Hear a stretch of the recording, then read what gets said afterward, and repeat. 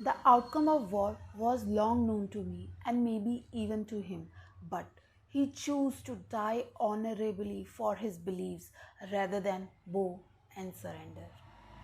Hey guys, welcome to the Book Critics. I hope you are safe and sound and I'm back with another video. और आज के इस video में हम review करने वाले हैं एक माइथोलॉजिकल फिक्शन को। लेकिन बुक के बारे में मैं बताऊं कि वो कौन सी बुक है या मेरे क्या व्यूज़ हैं और वो सब बातें हम करें उससे पहले अगर आप मेरे चैनल पे न्यू हैं तो do not forget to subscribe और इस वीडियो को एंड तक देखें। और जिस बुक का रिव्यू हम करने वाले हैं वो है the chronicles of Kuru women volume 2 Duryodhana's queen by Priyanka Bhuyan. हम सब ने महाभारत के बारे में कुछ ना कुछ तो सुन ही रखा है। अगर हमें महाभारत के बारे में सब कुछ नहीं पता है लेकिन थोड़ा बहुत तो हमें पता ही। हमें इतना पता है कि महाभारत में एक युद्ध हुआ था कौरव और पांडवों के बीच में, जो कि कज़न्स थे। हमारी ये जो किताब है दुर्योधनास क्वीन, ये भी महाभारत के ऊपर बेस्ड है। इस किताब के अंदर ऑथर ने महाभारत को दूसरे पर्सपेक्टिव से सुनाया है। इस बुक के अंदर ऑथर ने यूज़ किया है एक ऐसे कैरेक्टर को जिसके बारे में हिस्ट्री में ज़्यादा कुछ बात नहीं करी गई है। एक अनसंग हीरो हम उसे कह सकते हैं। ऑथर ने पिक किया है एक विमेन कैरेक्टर को जिसका नाम है भानुमति।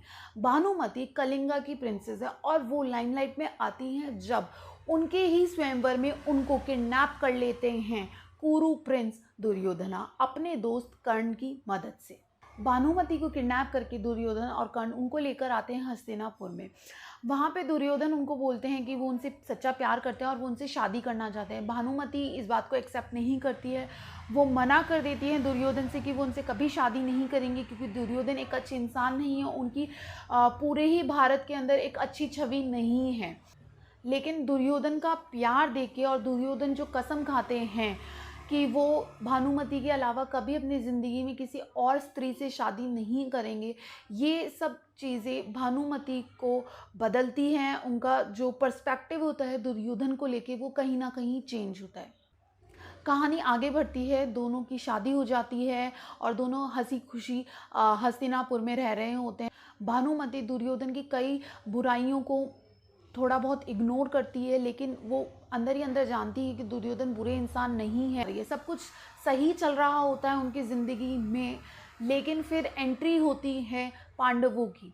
पांडवों के आने से दुर्योधन एकदम बदल जाते हैं। वो पुराने दुर्योधन बन जाते हैं और उनके दिमाग में हस्तिनापुर का राजा बनने का भूत सवार हो जाता है, जिसके लिए वो कुछ ऐसे काम कर देते हैं जिनको कभी माफ़ नहीं किया जा सकता। दुर्योधन एक के बाद एक गलती किए जा रहे थे और लाख समझाने के बाद भी वो मान नहीं रहे थे। भानुमति ने बहुत कोशिश करी उनको समझाने की कि वो अधर्म के मार्ग पे चल रहे हैं और अभी देर नहीं हुई है धर्म के मार्ग पे आने में, माफ़ी मांगने में। लेकिन दुर्योधन अपने बिलीव्स को छोड़ना नहीं चाहते थे, वो झुकना नहीं चाहते थे। वो जानते थे कहीं ना कहीं कि वो गलत हैं, लेकिन फिर भी उन्होंने दुश्मन के आगे अपने घुटने नहीं टेके, जिसकी वजह से महाभारत का महायुद्ध हुआ।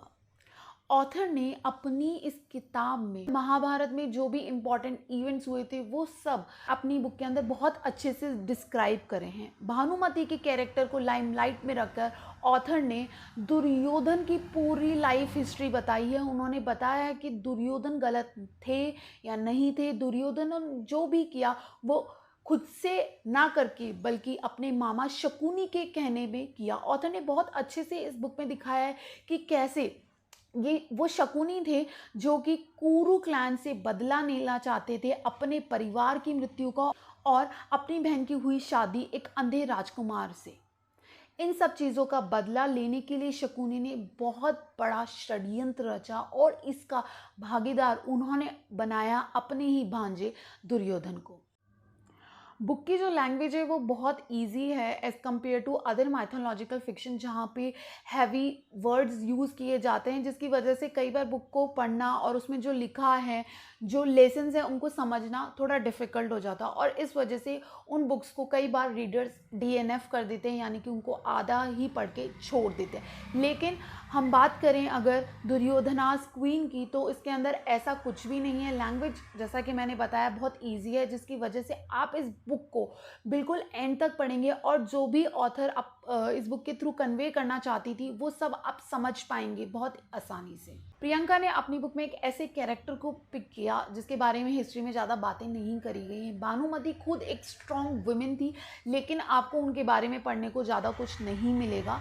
लेकिन आप बिल्कुल डिसअपॉइंट मत होइए, प्रियंका ने अपनी बुक में भानुमति के बारे में सब कुछ बताया है। वो क्या थी, उनका कैरेक्टर कैसा था, उनके डिज़ायर्स क्या थे, उनकी ड्रीम्स क्या थे, उनकी लाइफ कैसी रही।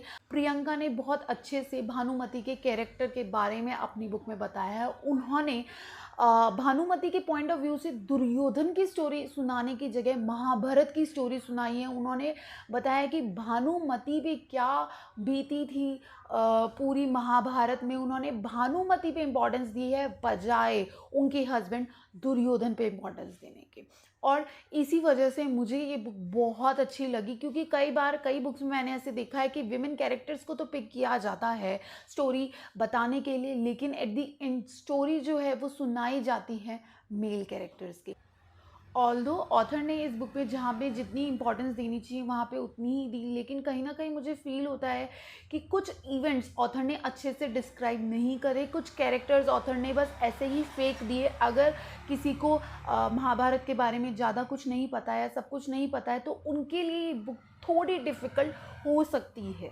अब इस बुक के टाइटल की और इसके कवर पेज की बात करूँ तो बिल्कुल परफेक्ट है, ये बुक की स्टोरी को जस्टिफाई करता है और मुझे नहीं लगता इससे अच्छा टाइटल और कवर इस बुक को दिया जा सकता था। दुर्योधनास queen chronicles of Kuru women series की सेकेंड बुक है। इसका फर्स्ट पार्ट है कृष्णास सिस्टर, लेकिन इस बुक की खासियत ये है कि आपको ज़रूरी नहीं है कि आप फर्स्ट पार्ट ही पढ़ें। मैंने भी फर्स्ट पार्ट नहीं पढ़ा है, मैंने डायरेक्टली सेकंड पार्ट पढ़ा और फर्स्ट पार्ट और सेकंड पार्ट का मुझे नहीं लगता कोई लिंक है। ये इंडिपेंडेंट बुक है, इसको पढ़ने के लिए आपको फर्स्ट पार्ट पढ़ने की कोई ज़रूरत नहीं है। आप डायरेक्टली इस बुक को उठा सकते हैं और पढ़ सकते हैं। ओवरऑल मेरा इस बुक के साथ बहुत अच्छा एक्सपीरियंस रहा। मुझे माइथोलॉजिकल फिक्शन पढ़ना बहुत पसंद है और इस बुक ने मुझे बिल्कुल भी डिसअपॉइंट नहीं किया। जो मेरी एक्सपेक्टेशंस थी इस बुक को लेकर, जो कि बिल्कुल ज़्यादा नहीं थी, लेकिन जितनी भी थी इस बुक ने उन सभी एक्सपेक्टेशंस को मीट किया। और अब समय है इस बुक को रेटिंग देने का। आई rate this book a 4 star. मैं इस बुक को उन लोगों को रिकमेंड करती हूँ जो माइथोलॉजिकल फिक्शन पढ़ना पसंद करते हैं, लेकिन अगर आपने कभी भी महाभारत के बारे में कुछ नहीं सुन रखा है या महाभारत के बारे में आपको एग्जैक्ट फैक्ट्स एंड फिगर्स नहीं पता है तो I do not recommend this book to you, क्योंकि ये एक फिक्शनल स्टोरी है। इसके अंदर कई ऐसी चीज़ें हैं जो एक्चुअल महाभारत में शायद हुई ही नहीं थी, इसलिए इस बुक को पढ़ने से पहले आप जो एक्चुअल महाभारत है उसके बारे में जानें और फिर ही इस बुक को पढ़ें, जिससे कि आप कभी कंफ्यूज ना हो। That's it for today, guys. I hope you like this video, and if you have any suggestion for the channel, then drop it in the comment box, and I will see you soon. Till then, take care. Bye.